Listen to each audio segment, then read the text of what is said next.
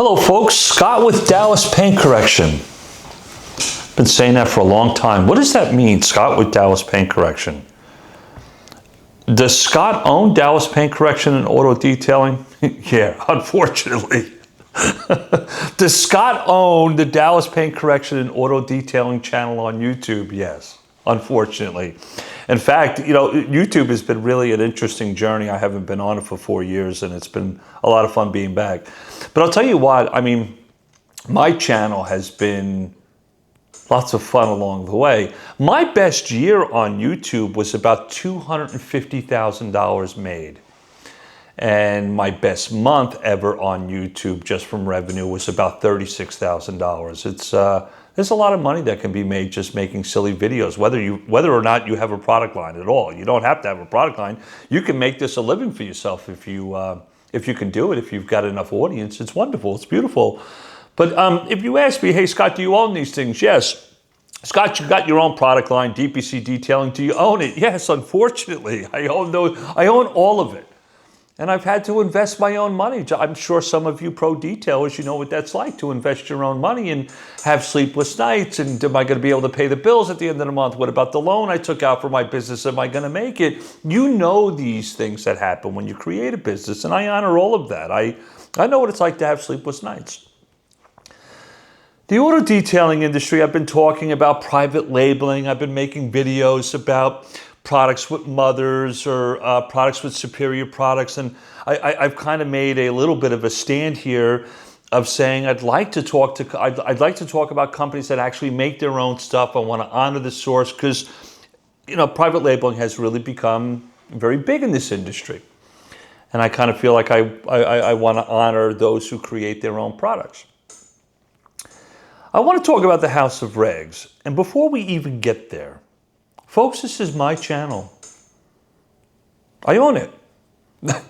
Google sends a form to the IRS at the end of the year going, hey, IRS, make sure Scott pays taxes on all that money he made on YouTube. I own it. It's my responsibility. I also get to talk about whatever the hell I want to talk about. That's wonderful. I get to do it. I have people who value what I have to say, and I've got people who don't. It's all wonderful. It's all great. In fact, I love triggering a lot of you. I think a lot of you sit around and go, man, I'm getting under Scott's skin. No, not really. Not at all. I actually engage you because I want you to come back and click the video again and have to help me with algorithms. So when you think I'm triggered, I love it. I want you to come back and keep talking to me. It helps. Revenue goes up. Views go up. But I want to talk about the House of Regs. Jamie, Eddie, and then you've got these other companies that are in this little umbrella or this bubble or under this umbrella or in this bubble with the House of Regs. You've got Detail Co., which I think is a Jamie and Eddie brand. You've got DIY Detail, which is Ivan and Nick. You've got Pan the Organizer with his Clean line. You have Josh out in California with his Quiver line. They're all in this under this umbrella or in this bubble. I'd like to ask them, would they be willing to come on my channel and have some conversations with me? I'd like to ask you who owns these companies. Just like if you ask me, Scott, do you own DPC? Do you own Dallas Paint Correction? Do you own this channel? Are you responsible for the revenue and the taxes that are owed? Very easy questions for me to answer.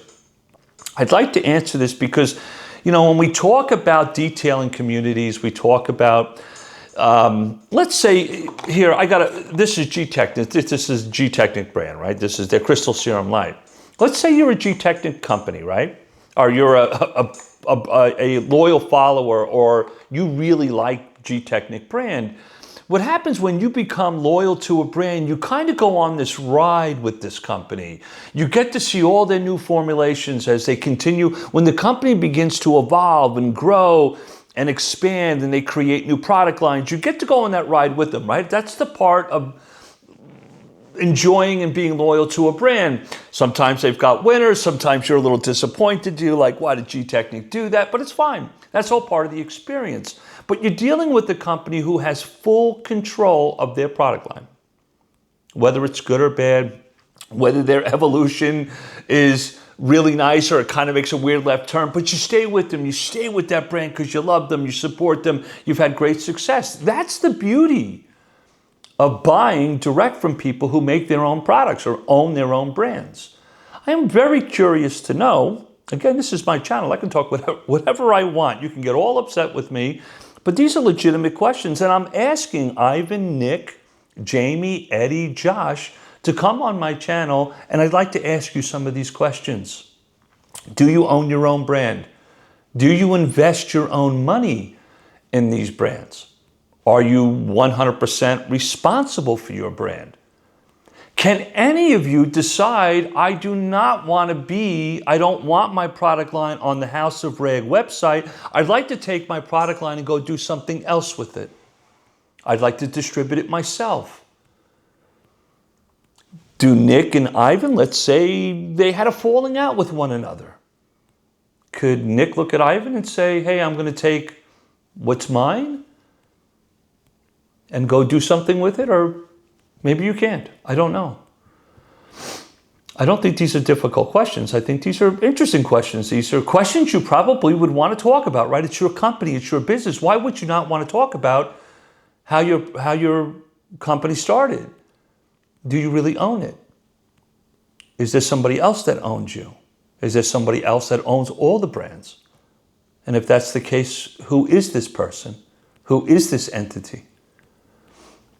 Does this entity control all product lines and decides who gets what product comes out next? I also want to ask you questions like, I notice when these brands come out, they talk about all the years they spent developing products before they came out with version 1. Well, then version 2 comes pretty quickly, and now version 3 comes quickly. Version 4 is probably going to come pretty soon. I ask this because is there an evolutionary process? I know you guys don't make your own chemicals, neither do I. Actually, that's not true. I make my water-based stuff. But when it comes to your water-based stuff, I don't think you're making it. When it comes to your solvent-based stuff, I know you're not making it. Is there an evolutionary process to the individual you're working with? Like you've met a formulator, you've met a chemist, you go with them because you honor them, you enjoy them, you've got a relationship with them, they're helping you with your product line, there's time to move, there's time to grow, you want to come out with version 2. Version 2 and version 3 could be drastically different from version 1. Is it the same chemist you're working with, the same formulator you're working with, or did you jump to someone else who has a totally different chemistry that they work in? The reason why I ask this is, what ride am I taking with you as a brand? When I start using your products, am I under the impression that you're always wanting to evolve and do better with your product line, and you've got a chemist that's helping you with this, and all of you are in it together? Or does version 2, version 3 come from a completely different blending house and chemist? And if that happens, do you have control of who that is? Or does somebody else control that in your business? What if one of you had a falling out? I would imagine there's probably some secrets that you guys all have together as a group. If one, in business, it's really, I've had business partners before. I don't recommend it, by the way. But let's say one of you had a falling out with the group. Does that individual have lots of secrets that you would not want out, discussed with the buying public, discussed on YouTube? Does that worry you? Does that concern you? I'm sure you guys all have non-disclosure agreements with one another. The other thing I want to ask you, like when I do my YouTube videos, there's revenue, there's money that's made. I have to disclose whether I put a paid promotion little tab on the video, but I'm talking about this G-Technic Crystal Serum, this box. I bought this. This wasn't sent to me by G-Technic. I don't have to tell you it's a paid promotion because it's not. I bought it. I noticed something with the House of Rags and all these players within this is that, let's say Nick and Ivan are talking about their product line, but all of a sudden they grab a Quiver foam cannon. Do you have to disclose whether or not you paid for that? Are you promoting, you're promoting Quiver in the moment. Do all of you get commission off one another? At the end of the year, it doesn't really matter because you're all owned by the same entity? You all support each other behind the scenes because there's mutual monetary gain between all of the brands? Are they really truly independent and different?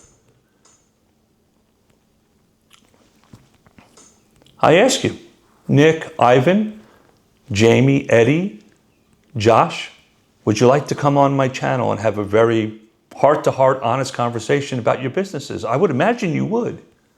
Why wouldn't you want to promote your business? Why wouldn't you want to tell people how much effort, money, time you've invested? And do you have a right that if you didn't want to be on the distribution house, on the House of Rags, that you could take your product line with you and go do something else with it? Distribute it yourself. How much control do you really have over your product line? I think it's an honest question. It's a great one. It's one you would want to have. It's your business, right? I want to talk about the sleepless nights you're probably having, or maybe you don't have sleepless nights. I don't know. What's it like running these businesses?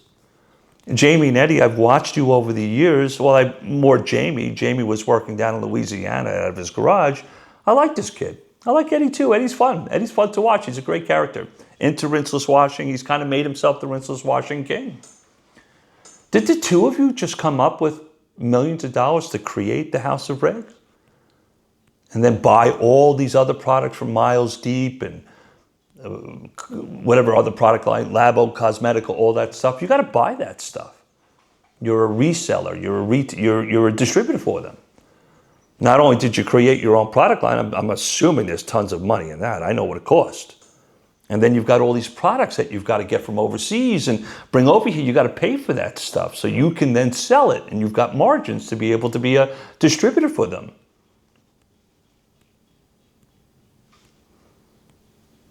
Let me know if you're interested in talking to me on my YouTube channel. The YouTube channel I own. Talk to you soon. Thanks.